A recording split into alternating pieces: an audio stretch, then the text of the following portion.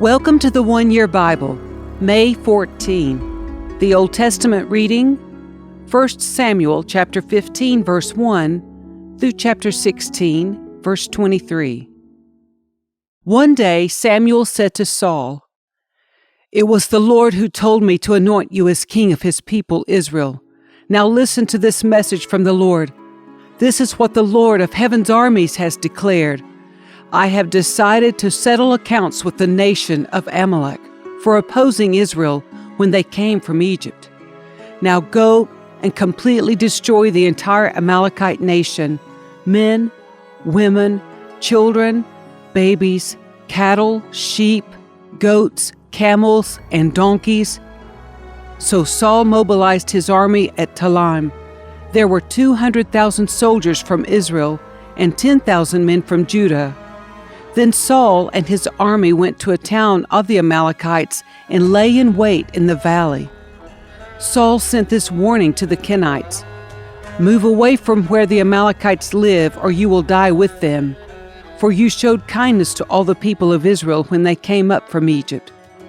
So the Kenites packed up and left. Then Saul slaughtered the Amalekites from Havilah all the way to Shur, east of Egypt. He captured Agag, the Amalekite king, but completely destroyed everyone else. Saul and his men spared Agag's life and kept the best of the sheep and goats, the cattle, the fat calves, and the lambs, everything, in fact, that appealed to them. They destroyed only what was worthless or of poor quality. Then the Lord said to Samuel, "I am sorry that I ever made Saul king, for he has not been loyal to me and has refused to obey my command." Samuel was so deeply moved when he heard this that he cried out to the Lord all night. Early the next morning, Samuel went to find Saul. Someone told him, "Saul went to the town of Carmel to set up a monument to himself. Then he went on to Gilgal." When Samuel finally found him, Saul greeted him cheerfully. "May the Lord bless you," he said. "I have carried out the Lord's command." "Then what is all the bleating of sheep and goats and the lowing of cattle I hear?" Samuel demanded.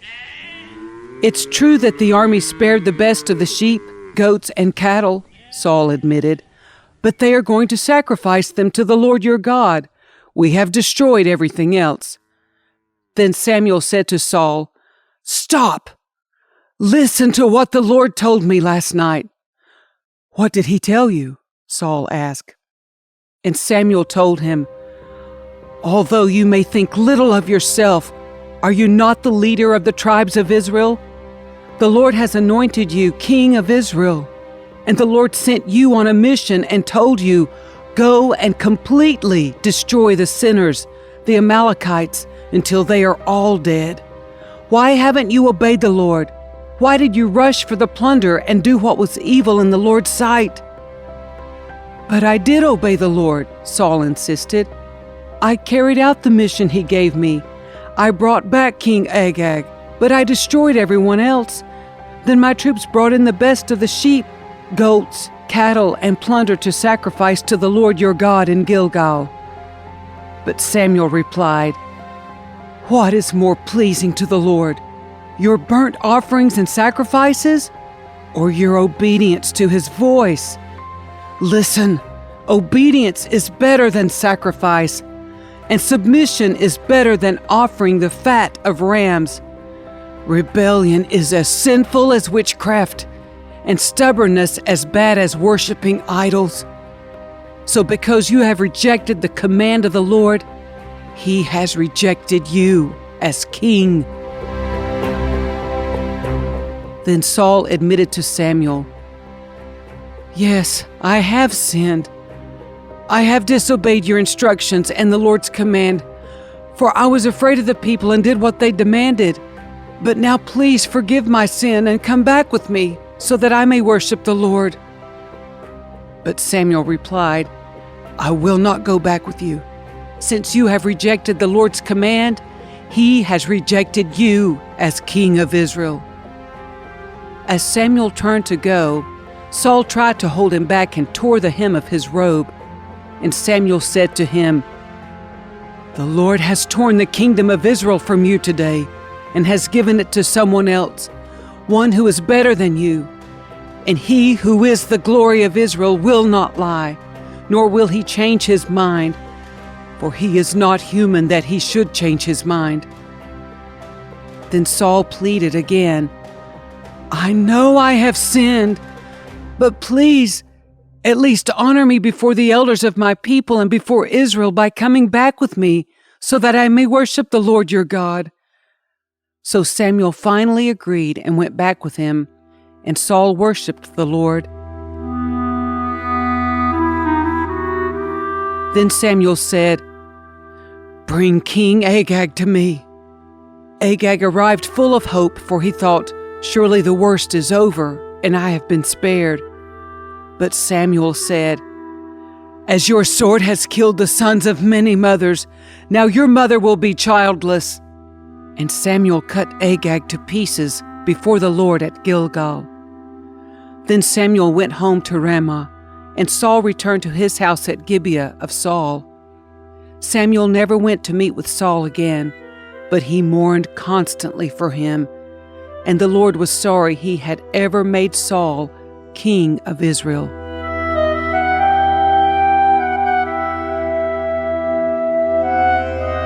Now the Lord said to Samuel, "You have mourned long enough for Saul. I have rejected him as king of Israel. So fill your flask with olive oil and go to Bethlehem. Find a man named Jesse who lives there, for I have selected one of his sons to be my king." But Samuel asked, "How can I do that? If Saul hears about it, he will kill me."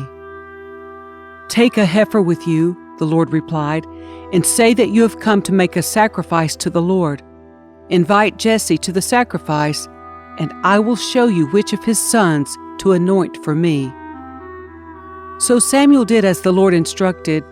When he arrived at Bethlehem, the elders of the town came trembling to meet him.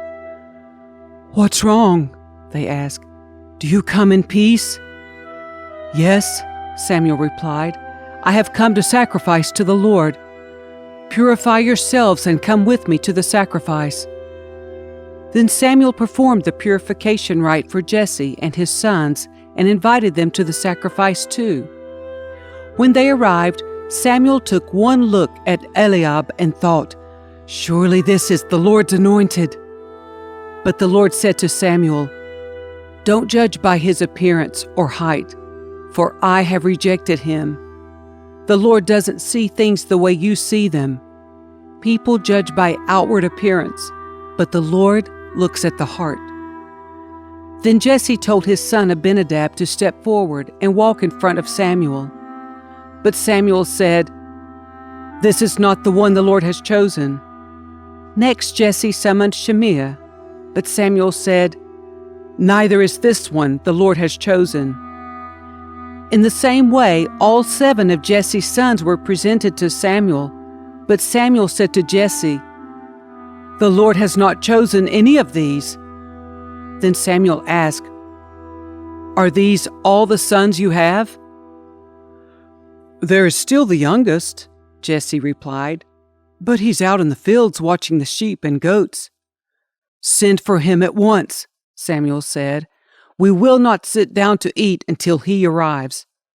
So Jesse sent for him. He was dark and handsome with beautiful eyes. And the Lord said, "This is the one. Anoint him." So as David stood there among his brothers, Samuel took the flask of olive oil he had brought and anointed David with the oil. And the Spirit of the Lord came powerfully upon David from that day on. Then Samuel returned to Ramah. Now the Spirit of the Lord had left Saul, and the Lord sent a tormenting spirit that filled him with depression and fear.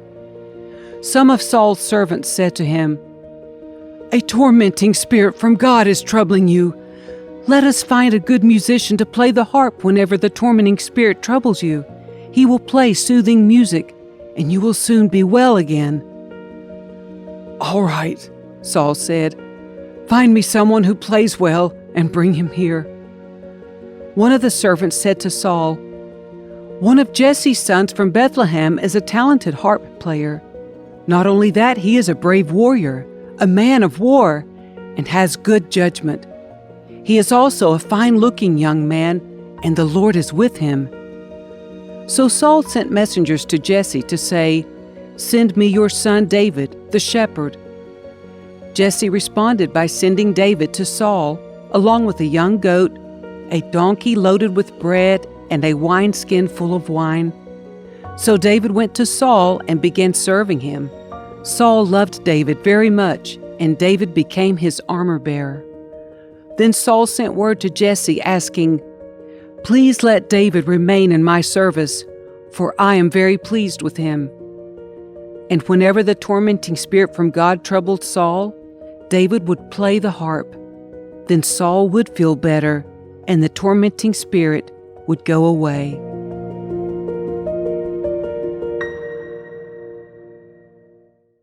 The New Testament reading, John chapter 8, verses 1 through 20.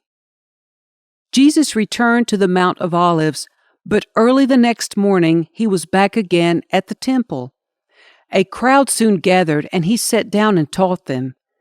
As he was speaking, the teachers of religious law and the Pharisees brought a woman who had been caught in the act of adultery. They put her in front of the crowd. "Teacher," they said to Jesus, "this woman was caught in the act of adultery. The law of Moses says to stone her. What do you say?" They were trying to trap him into saying something that could be used against him, but Jesus stooped down and wrote in the dust with his finger. They kept demanding an answer, so he stood up again and said, "All right, but let the one who has never sinned throw the first stone." Then he stooped down again and wrote in the dust.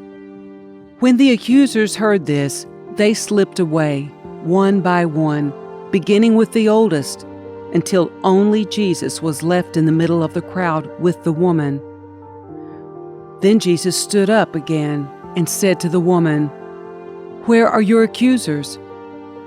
Didn't even one of them condemn you?" "No, Lord," she said. And Jesus said, "Neither do I. Go and sin no more." Jesus spoke to the people once more and said, "I am the light of the world. If you follow me, you won't have to walk in darkness, because you will have the light that leads to life." The Pharisees replied, "You are making those claims about yourself. Such testimony is not valid." Jesus told them, "These claims are valid, even though I make them about myself. For I know where I came from and where I am going. But you don't know this about me. You judge me by human standards, but I do not judge anyone. And if I did, my judgment would be correct in every respect, because I am not alone. The Father who sent me is with me. Your own law says that if two people agree about something, their witness is accepted as fact. I am one witness, and my Father who sent me is the other." "Where is your Father?" they asked. Jesus answered, "Since you don't know who I am, you don't know who my Father is. If you knew me, you would also know my Father." Jesus made these statements while he was teaching in the section of the temple known as the treasury. But he was not arrested because his time had not yet come.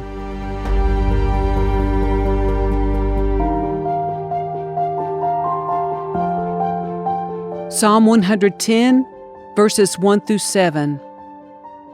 The Lord said to my Lord, "Sit in the place of honor at my right hand, until I humble your enemies, making them a footstool under your feet." The Lord will extend your powerful kingdom from Jerusalem. You will rule over your enemies. When you go to war, your people will serve you willingly. You are arrayed in holy garments, and your strength will be renewed each day like the morning dew. The Lord has taken an oath and will not break his vow. You are a priest forever in the order of Melchizedek. The Lord stands at your right hand to protect you. He will strike down many kings when his anger erupts. He will punish the nations and fill their lands with corpses. He will shatter heads over the whole earth, but he himself will be refreshed from brooks along the way. He will be victorious.